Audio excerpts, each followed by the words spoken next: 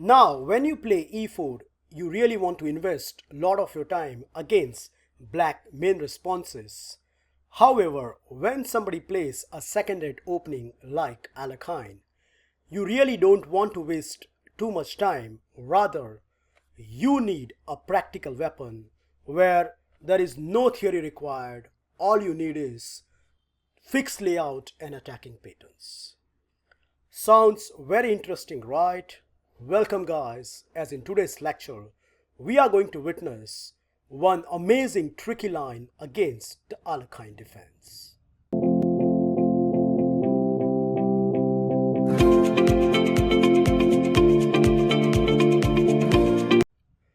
Now the as usual surprise package I am going to deliver here is bishop to c4, this lovely Krejcik Gambit, whereupon black has two choices. In the first part, we are going to look what happens when black accepts this gambit with knight captures e4. However, stay until the end as I'm going to demonstrate what to do if black declines this gambit. Okay, knight captures e4. And this is what I like about this gambit. What if I tell you that you are going to sacrifice your piece at just third move of the game? Won't you get delighted? Well, that's the story here, guys, as we have this lovely sacrifice. And with my own experience, the first reaction of black is, oh no, there goes my castle. So they already get a root shock, and on top of everything, after this queen check, no matter however black plays, we are getting our piece back with the interest. Well, more or less there are three ways black can play from here, and amongst them, if black become really brave and come forward, let's say king to e6, then many instances the game can be finished very quickly, as white should insist on grabbing the piece back with queen to g4. Whereupon black comes this far, then he has to save the piece. But now comes a lethal move, covering some important squares. And the threat is c4, which will detach the king from the knight. And engine already saying that black should play d6 and forget about the piece. But in case, if you are wondering what will happen if black try to save the piece here with knight to f6, which is in fact the course of my game against the 1800, well, I'm afraid there is a mate in fire, guys. You wanna try out? Go ahead, buddy. I'm showing you right now. Knight to c3 check, king to d6, queen to f4 check, king to c6, and after queen to c4 and king to d6, this lovely knight to b5 deliver the smoothest mate, where in the majority of the cases, black has played with his only king.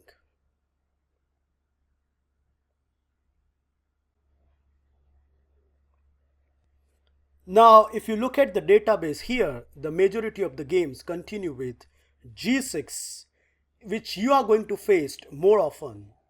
And against this, yep, we have this simple sequence which grab the piece, queen to d5 check, e6, and now you take the knight.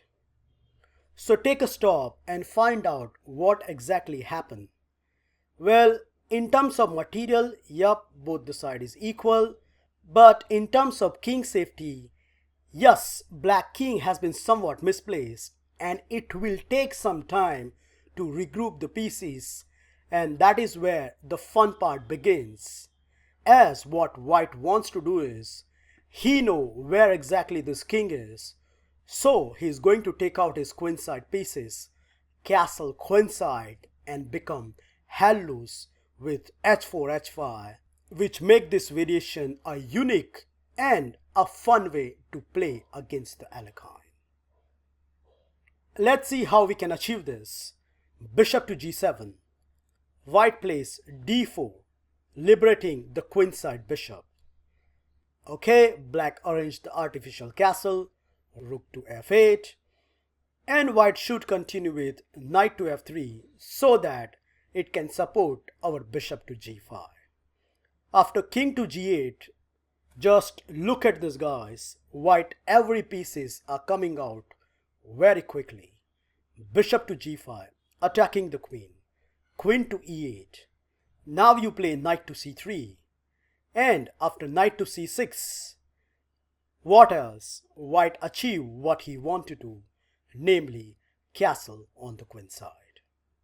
Well, black is still behind in terms of piece development, as he has not developed his light square bishop. And it doesn't matter whether they play d5 or b6. Let's say b6 here.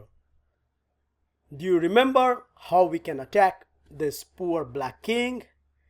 Yup, this thematic break h4, and no wonder position is looking so scary for the black. Well, to illustrate the power of this position, I like to show you my model game against a candidate master, where my opponent continued with bishop to b7, looking for the discovery. So I stepped out of it. And now, rightly so, because of the kingside danger, he opened up the center with e5. Well, this always benefits the side who has more developed, so I accept it. And after the few exchanges, knight takes e5, knight takes e5, and queen takes e5. Yes, indeed, my g2 pawn is hanging, but I was more than happy as I can take on d7 and posted my rook on the 7th rank. Okay, on the counterpart, black took on g2, attacking my rook. And after rook to g1, black made a decisive error of the game. And to be honest, it looks very natural to play bishop to c6 and attack this rook. But the only problem is, white has this lethal sacrifice. Rook captures g7, which more or less seals the victory. Black queen is hanging, so he has to take back with the queen. But now you see the tactical idea. Queen to e6, queen to f7, and when white gobble up the piece, if you count the material, white has two minor pieces against the rook, which always serves better in such a position. In fact, the game finished very quickly. My opponent took on f2, attacking my rook. I played rook to d1, and when black plays rook to e8, just one move and black resigned the game. Can you see it? Congratulations if you find the deciding blow. Knight to e4. And after this, what else? Black is helpless, as white is attacking the queen, and when she moved, we have this juicy fork coming up, which unfortunately cannot be prevented.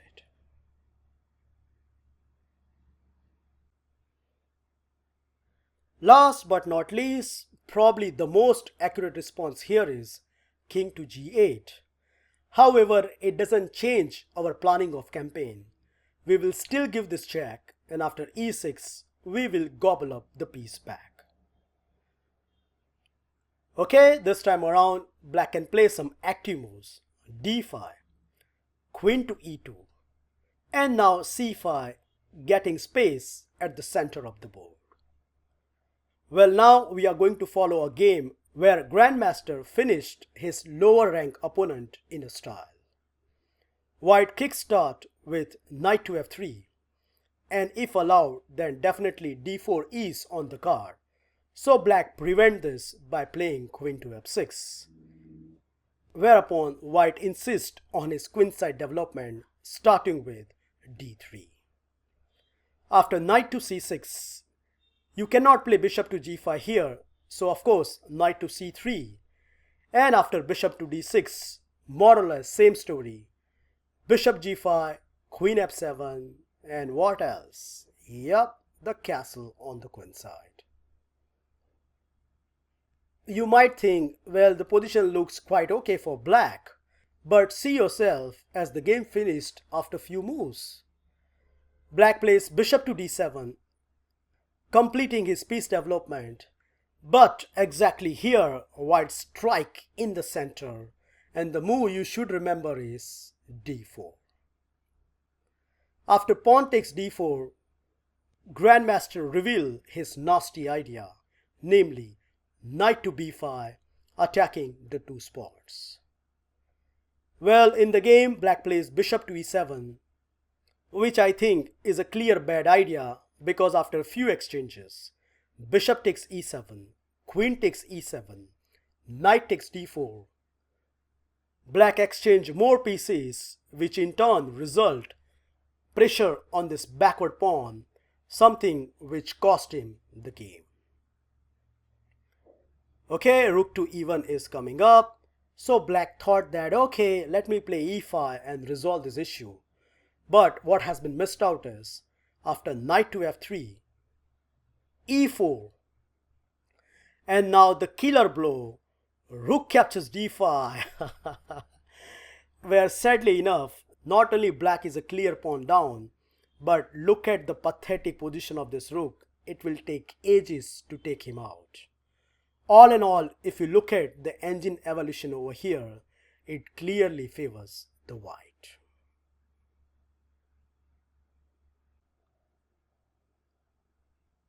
Okay, it's time to look at the decline variation. And let's start with the obvious move, e5. Can you identify what you can do?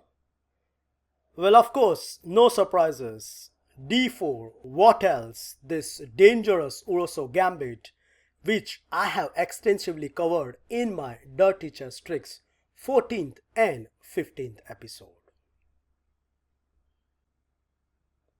The second move I want to consider here is d5. And against this, I recommend this simple plan. E captures d5, knight captures d5, and now you play this crafty move, queen to h5, and white's main idea is somehow he wants to make this light square bishop absolutely bad. So for example, if your opponent plays e6, then he's really cooperating and white can play a middle game where the fact remain on the table is black always struggle with this stupid bishop. The same story goes if they continue with c6, as we are going to pressurize this knight more with knight to c3, and please note this knight cannot move as the f7 pawn drops with a check. So by force, black has to play e6, and yup, we achieve our goal.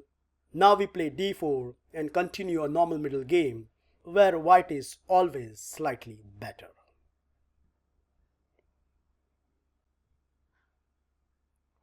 Last but not least, what to do against the move e6. And here I couldn't find anything better than e5. Whereupon black has two choices. If we continue with d5, then this directly transposes into the hilly-billy decline variation, which goes as follows: bishop to b3, knight to d7, and after d4, this is what I have covered in my hilly-billy decline section, where white's overall aim is he wants to play c3, knight to e2, bishop to c2, castle, and then throw this f-pawn, which give him a good attack on the black king. Well, black can also play here knight to d5, but this is least bothersome as we can grab the space with d4 and meeting the move knight to b6 with this lovely bishop to d3, whereupon once again we have a simple target. Play f4, knight f3, castle, attack black on the king side, where the fact remain on the table is black is really going to struggle to develop his light square bishop.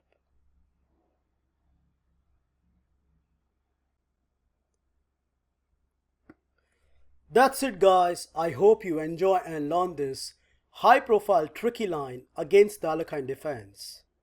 Remember, the choice I have given is not even in top 5 list, so your opponent has been thrown to his own resources, and it has every practical chance to outplay your opponent and get fun and attacking position, something which we are always looking for. Thank you for watching this video. Feel free to like, subscribe and comment, and I will see you in my next episode very soon. Bye and take care.